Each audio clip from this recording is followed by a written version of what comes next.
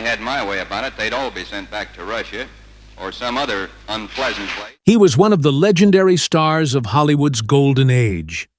Handsome, talented, and adored by millions, Robert Taylor seemed to have it all. Charm, good looks, and a career that made him one of the most beloved leading men of his time. But while he shone brightly on the big screen, his personal life told a very different story. His marriage to Barbara Stanwyck, one of Hollywood's most respected actresses, appeared to be a picture-perfect union. They were the golden couple of their era, two stars bound by fame, beauty, and success. Yet behind the glamour, their love story was far more complicated than the world ever knew. Was their marriage a genuine romance, or just another Hollywood illusion? Robert Taylor was born Spangler Arlington Brew on August 5, 1911, in Philadelphia, Nebraska. His father, a former farmer turned doctor, and his mother raised him with discipline and ambition. From an early age, Taylor displayed an impressive range of talents. He excelled in sports, played the cello beautifully, and showed a natural flair for acting. After enrolling at Doane College in Nebraska, he fell in love with the stage and soon decided to pursue his passion further.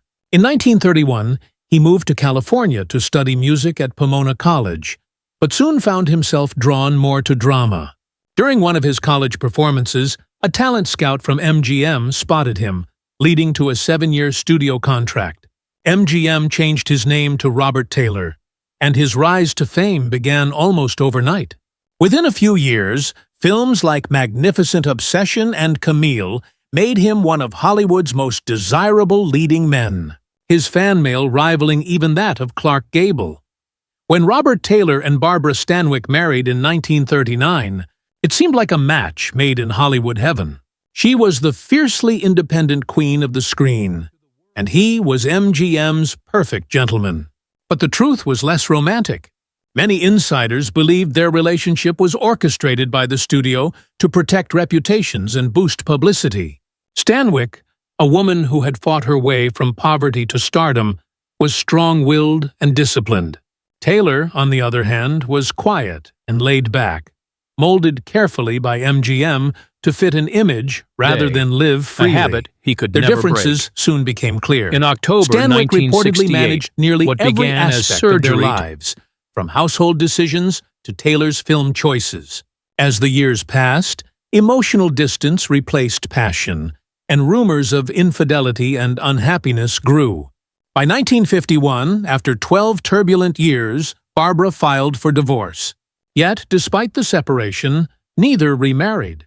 And when Taylor lay dying years later, she rushed to his bedside in tears.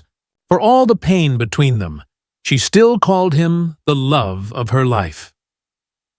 When World War II broke out, Robert Taylor traded Hollywood glamour for military service.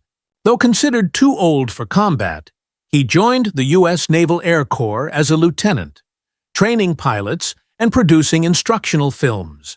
His deep voice also narrated the acclaimed wartime documentary, The Fighting Lady.